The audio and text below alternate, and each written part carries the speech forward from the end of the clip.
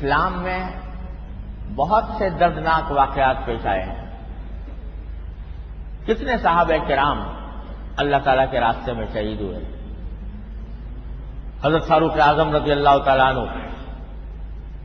خلیفہ راشد، ان کو محراب کے اندر شہید کیا گیا خلیفہ ہونے کی حالت میں، اور اتفاق سے وہ بھی محرم کے مہینے میں شہید ہوئے. اللہ تعالیٰ نے ان کو بھی اپنے پاس بلانے کے لیے محرم کا انتخاب فرمایا تھا. حضرت عثمان غنی رضی اللہ تعالیٰ عنہ کو شہید کیا گیا، مظلوم طریقے، ظالمانہ طریقے پر شہید کیا گیا.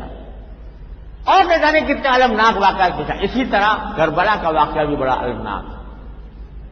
اور حضرت حسین رضی اللہ عنہ کی شہادت اور حضرت حسین کے مظلومانہ طریقے سے شہید ہونے اور ان کے پیاسے رہنے وغیرہ کے جو واقعات ہیں، یہ ہماری تاریخ کا المیہ ہے، المناک واقعات ہیں.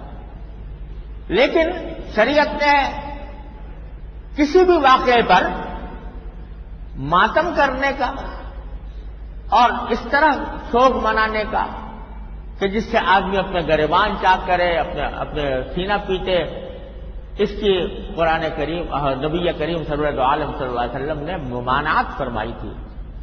لیس منا من ضرب الخدود وشق الجیوب، جو اپنے رخساروں پر تماچے مارے اور گریبان چاک کرے کسی کے سوگ میں، کسی کے ماتم میں، وہ ہم میں سے نہیں ہے، یہ فرمایا رسول کریم صلی اللہ علیہ وسلم. اور خود حضرت حسین رضی اللہ تعالی عنہ نے جو خطبہ دیا ہے آخر میں، اس میں جو وصیت فرمائی ہے، اس وصیت کے اندر یہ بات بھی داخل ہے کہ اگر میں شہید ہو جاؤں تو میرے اوپر اس طرح کا نوحہ مت کرنا جو جاہلیت کے زمانے میں لوگ کیا کرتے تھے.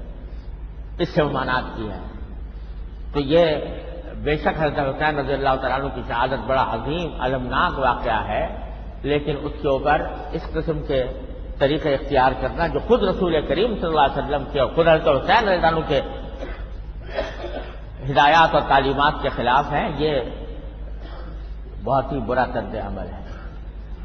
کچھ لوگ ہیں جو یہ کرتے ہیں، اس کو دین کا حصہ سمجھتے ہیں، اپنے دین کا حصہ انہوں نے سمجھا ہوا ہے. لیکن جو حضرات کے جو